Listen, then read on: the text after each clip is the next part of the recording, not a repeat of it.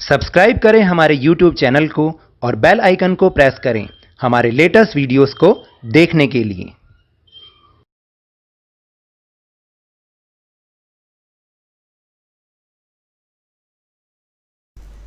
Hello and welcome to Lavneesh sir की class. आज की ये शिक्षा निदेशालय राष्ट्रीय राजधानी क्षेत्र दिल्ली की वर्कशीट नंबर 51 जो कि क्लास 10th के स्टूडेंट्स के लिए है।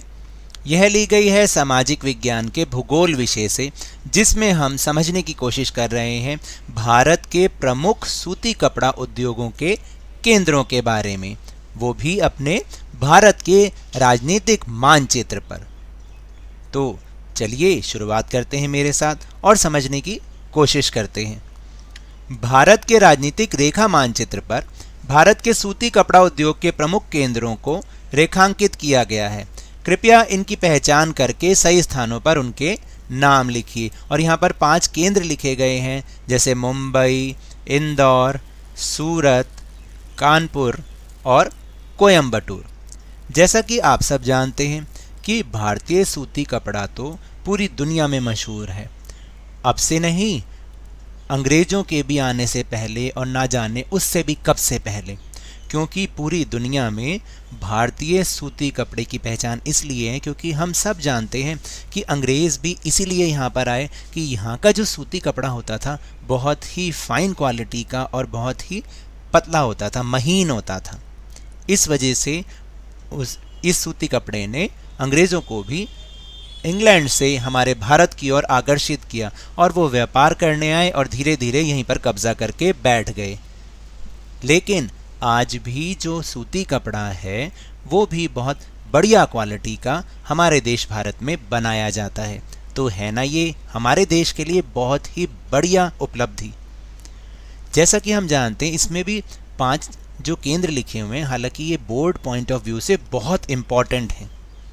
और आपको मैं बताऊं कि आप देखेंगे कि इसमें से जो 2 जगहें हैं वो गुजरात और महाराष्ट्र की हैं। और गुजरात और महाराष्ट्र में सूती कपड़ा बहुत अधिक मिलता है, यहाँ तक कि जो सूते कपड़े की मिलें हैं वो भी वहीं हैं।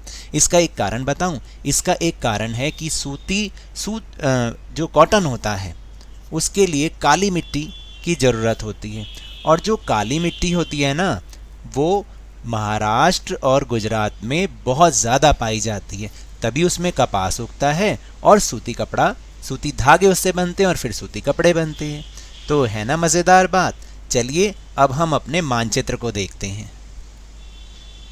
तो सबसे पहले हम अपना जो मानचित्र में पहला केंद्र है उसको हम रेखांकित कर रहे हैं। हालांकि उस पर ऊपर ऑर्डर कुछ और है, लेकिन हम उत्तर से दक्षिण की ओर चलेंगे। तो सबसे पहले है कानपुर जो कि उत्तर प्रदेश में स्थित है। फिर इसके बाद है इंदौर मध्य प्रदेश में है।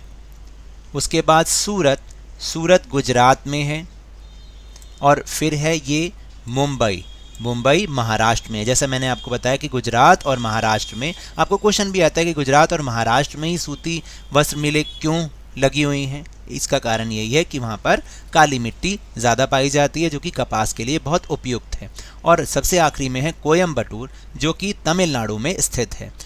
मैंने इस वर्कशीट में इन जगहों के नाम के साथ उनके राज्यों के नाम भी लिखे ताकि आपको याद करने में आसानी हो और आपको समझ में आ जाए कि कानपुर कहाँ पर है, इंदौर कहाँ पे है, सूरत, मुंबई और कोयम्बटूर कहाँ पर है। तो मेरे इस तरह समझाने से आपको अगर थोड़ा सा भी समझ में आया हो तो इस चैनल को ज़्यादा से ज़्यादा सब्सक्राइब कीजिए, लाइक कीजिए और बहुत ज़्यादा शेयर भी कीजिए।